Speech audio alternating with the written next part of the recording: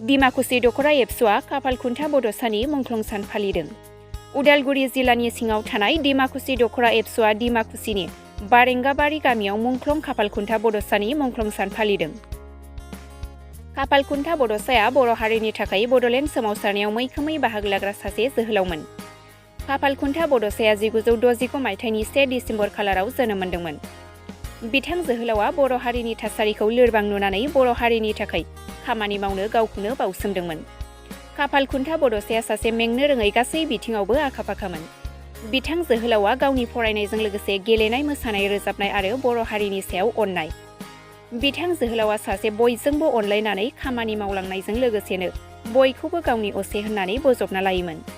डिमाकुसि दख'रा एबसुआ मुंख्लं खाफालखुन्था बड'सानि मुङाव 2006 मायथाइयाव बिजाब बाख्रि बानायनानै बोसोरफ्रोमबो थाखो 11 आरो 12नो बेसेन लायालासेनो बर' मिडियाम आरो हारसा मिडियाम मोननै मिडियामनोबो राननानै होयो। लोगोसेनो बिथां जोहोलावनि मुङाव डिमाकुसि दख'रा एबसुआ बोसोरफ्रोमबो मुंख्लं खाफालखुन्था बड'सानि मुङाव बुलुर गेलेनाय बादायलायनाया हाबाफारियै लाबोबाय थायो।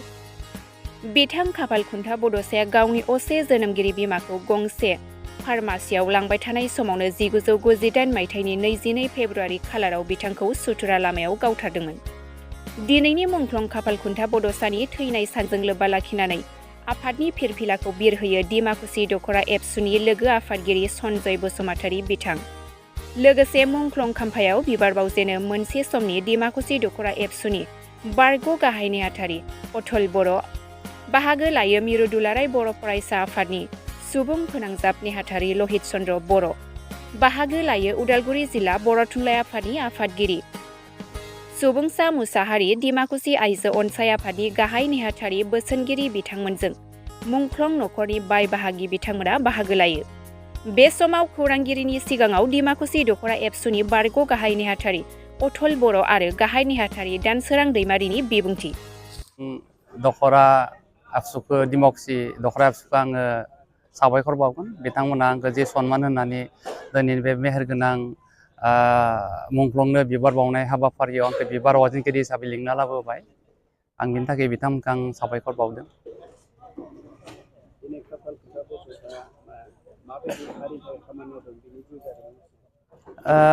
बिथांखौथ' आं जेलासिम बुजिनाय जादों, मिथिनाय जादों, आं बिथांखौ मोनबोदों। मानो होनबा जोंनिया गामियाबो खाथिखा, बे हिसाबाव आं बिथांखौ मोनबोदों। बिथाङा न'खराव बिथांमोना बिदा फं 6 जनमोन, ओमफ्राय बिब' 7मोन, 9 जनमोन। बिदा फं 6 जननि मादाव बिथाङानो बांसिन आखा फाखा होनना बुङोमोन आरो। बिथाङानो बांसिन आखा फाखा, साहसि, अनसुला, स्पर्ट्सआवबो बिथाङा बहुत नाम दंमोन। बिथाङा जथेस्थ' इन्टार कलेज गेलेदों, आसामनि बिभिन्न जायगायाव बिथाङा फुटबल गेलेदों आरो कालसारावबो बिथाङा जथेस्थ' एक्टिभमोन। आरो नैबे बारांगाबारि गावसिनि गामियाव थानाय क्लाबाबो बिथांनि नाजानायावनो आरम्भ जादोंमोन। बै समावनो बिथांमोना गुवाहाटि अनातार केन्द्र गुवाहाटियाव बुधबाराव मोनसे हाबाफारि लायोमोन, लाइमोन आफाद होननाय। बेयावबो बिथांमोना मेथाइ खनहैदोंमोन बिथांनि नाजानायावनो।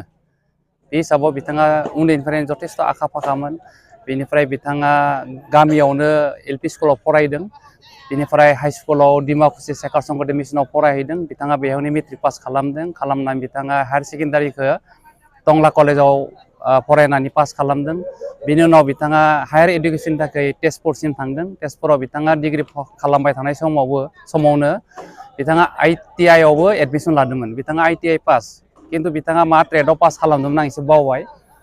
बे समावनो फरायबाय थानाय समावनो बिथाङा टेकनिशियान डिपार्टमेन्टआव साकरिबो मोनदोंमोन, अइलाव, नाजिरा अइलाव, रिफाइनारियाव। खिन्थु बे समाव जोंनि थासारिया ओरैबायदि जादोंमोन आन्दलनजों। बे समाव बिथाङा थानो हायैनि साकरिखौनो जइन खालामालाखानो बिथाङा आन्दलनाव गावखौनो बावसोमफैदोंमोन।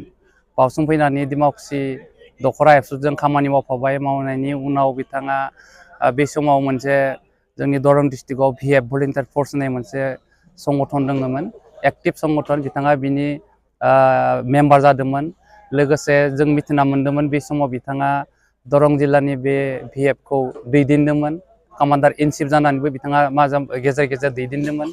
बिथाङा दैदेननो मोननाय कारना बिनो बिथाङा जथेस्थ एक्टिभमोन, बेखायनो बिथांनो बे दायित्वखौ होनाय जादोंमोन आरो बिदिनो बिथाङा बड'लेण्डनि बा बर'फोरनि थाखाय बिथाङा खामानि मावदोंमोन आरो बिदिनो गावखौ मुंख्लं महरै बिथाङा जोबथायाव होनो गोनां जादोंमोन। बिथांनि जोनोमा 1969 31 डिसेम्बर आरो थैनाय साना दिनैनि नैबे 2 फेब्रुवारि 1998 आव बिथाङा रुंसारि माने मुंख्लं जादोंमोन। बिथाङा बे खालि डिमाकुसियाव गावनि असे बिमाखौ माने लोमजानायनि थाखाय फार्मासि गंसेयाव लांदोंमोन। बे समावनो माखासे दुथांफोरा फैनानै बिथांखौ गावदोंमोन। खुलुमबाय। डिमाकुसि दख्रा दुलाराय बर' फरायसा आफाद हिसाबै जोङो मुंख्लं खाफालखुन्था बड'सा आरो फादाव बर' आरो रामोनदा बर' बिथांमोनखौ जोङो बै समनिफ्रायनो जों गोसोखांनानै थैनाय सान जों फालिबोबाय थादों। जोङो खोनानो मोनदों मुंख्लं खाफाल बड'साया बिथाङा सासे गोख्रों दैदेनगिरि आरो समाजनि खामानि मावनायाव जोबोद माने गावनि समखौ एबा होनानै खामानि मावबोदोंमोन। बिथांखौ जोङो नैबे समावहाय डिमाकुसि दख्रा दुलाराय बर' फरायसा आफाद हिसाबै जों सनमान होयो आरो जोङो इयुनसिम जोङो दखरा आफाद हिसाबै जोङो डिमाकुसि दख्रा दुलाराय बर' फरायसा आफाद हिसाबै जोङो सनमान होलांबाय थागोन आरो बिथांनि मुङैनो जोङो दिनै डिमाकुसि दख्रा दुलाराय बर' फरायसा आफादा 2006 मायथाइयाव जोंनि डिमाकुसि जोङो मोनसे बिजाब बाख्रि एबा लाइब्रेरि जोङो बिनि मुङै जोङो खुलिदों आरो जोङो 2006 निफ्राय लानानै दिनै जों 2025 एबा 2025 मायथाइसिम जोङो दिनैसिम जोङो बिनि मुङाव जों बिजाबखौ जोङो होबाय थायो। जों जेरै जोङो क्लास 11 आरो 12 नि बिजाबखौ जोङो बर्ड मिडियाम बर', इंलिश, एसामिस जों बे बिजाबखौ जों होबाय थानो हादों आरो जों इयुनसिम जोङो बे हाबाफारिखौ जों लालांबाय थागोन। आरो जोंहा डिमाकुसि दख्रा दुलाराय बर' फरायसा आफादा बिथांनि मुङै जोङो जितु जोंहा बोसोरारि जथुमा जायो, जों बैयाव जोङो बिथांनि मुङै जोङो भलिबल एबा जोङो बुलुर बादायलायनाय जोङो होयो। दा बेखौनो जोङो उननि हाबाफारियाव जोङो जाहाथे जों लालांबाय थानो हागोन आरो गेदेरनि सायाव जों गेदेर खालामनो हागोन, बिथांमोननि मुंख्लंखौ जोङो गोसारहोनो हागोन बेखौ जोङो मिजिंथियो। मानो होनना बुङोब्ला बिथांमोननि जितु मावबोनाय खामानि दामानिखौ जों नुबोनानै जोङो बाख्नायो।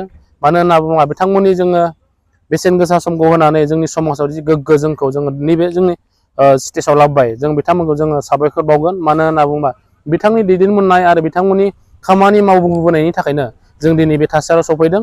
दा बेखायनो डिमाकुसि दख्रा दुलाराय बर' फरायसा आफादा बिथांखौ सनमान होनानै जोङो दिनै 22 फेब्रुवारि जोङो 22 फेब्रुवारियाव जोङो नैबेखौ जोङो लाबाय थायो।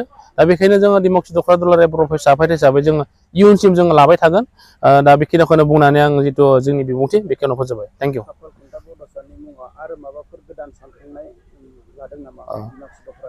जोङो डिमाकुसि दख्रा दुलाराय बर' फरायसा आफाद हिसाबै जोङो गोदान जोङो मिजिं जों सानबाय थादों। जितु दिनैनि जोङो प्रग्राम बेखौ जोङो गुवार लेभेलसिम जोङो लांनायनि जों मोनसे जोङो साननानै दङ। मानो होनना बुङो जों किसुमान उसुबिदानि थाखाय जोङो बिथांनि जितु सान्थौ सानस्रिजों लानानै बिथांनि गुवार लेभेलाव जों सावरायनो जोङो मोनसे हाबाफारि गिदिर लागोन आरो बिथांनि जितु थानाय जितु जायगा बेखौ जोङो फोसाबफिननो जोङो मिजिं खालामबाय थादों एबा जोङो लाबाय थादों। बेखौ जों हागवाखै। इयुननि समाव जोङो डिमाकुसि दख्रा दुलाराय बर' फरायसा आफाद हिसाबै बे हाबाफारिखौ मावगोन होननानै जोङो साननाय दङ।